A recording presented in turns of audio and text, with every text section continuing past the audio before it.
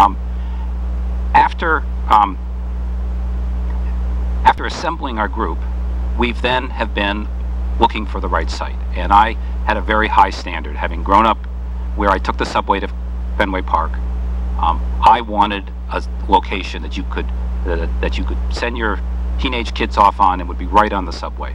And to find a location that has a subway, that is within 2 blocks of a subway, that has parking for 1,200 cars, and that has 8 acres, is very difficult. We hired the best real estate people in Boston, Colliers, Meredith, and Grew.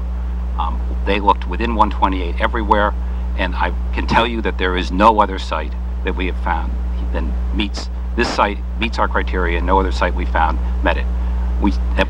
If you go read our articles on our website, and I hope you will look at greaterbostonballpark.com, the link is on the handout we've given you.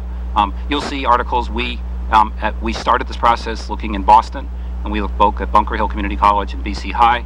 Both of those sites had challenges. At the end of the day, the schools decided they didn't want to have a stadium on their school location, but they also both had major traffic issues, which have been proved out subsequently, that it would have been very difficult to have been able to handle both the traffic, and they were not, and the subway issues were significant down at BC High. This is the perfect site. We have been aware of this site for 3.5 years, and we've been waiting.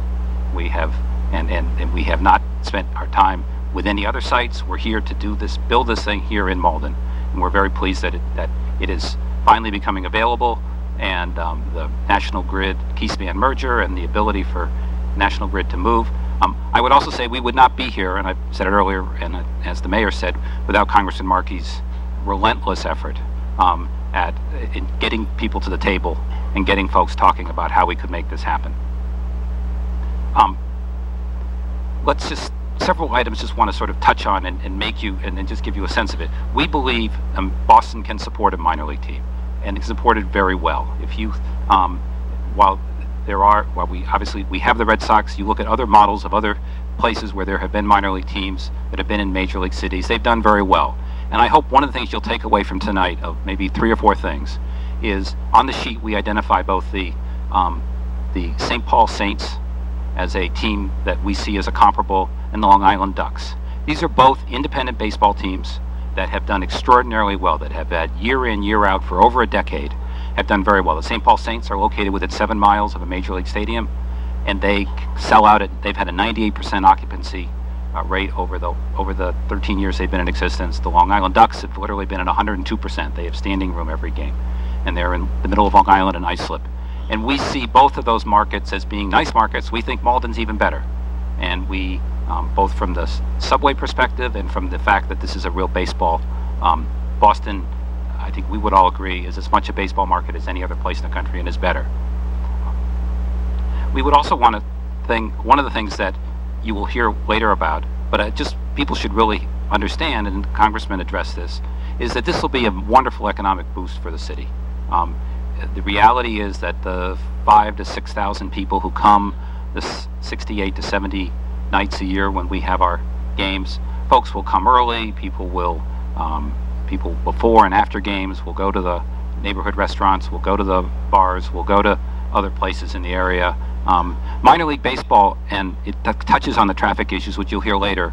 The wonderful thing about minor league baseball, people come early, they leave early, they come late, children get tired. It's one of the great things about minor league games is you can take your family, and if your 5-year-old gets tired in the 3rd inning, you know, you've spent $8 a ticket, and you can go home and you haven't spent the mortgage money and have a tired child in the 3rd inning.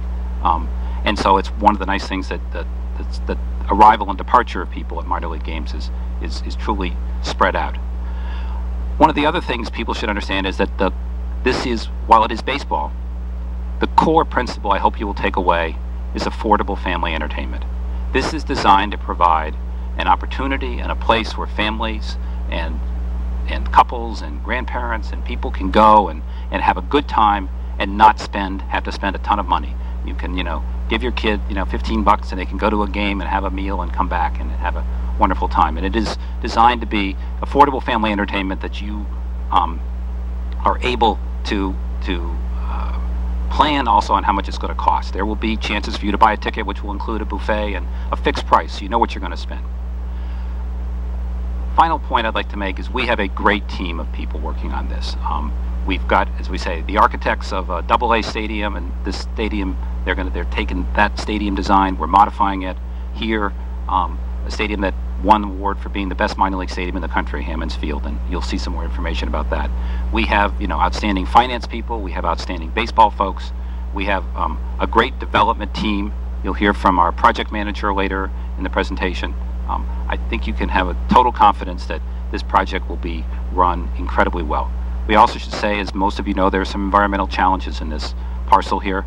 It's been had an environmental impact on the community for many decades, almost a century. So it's had an impact.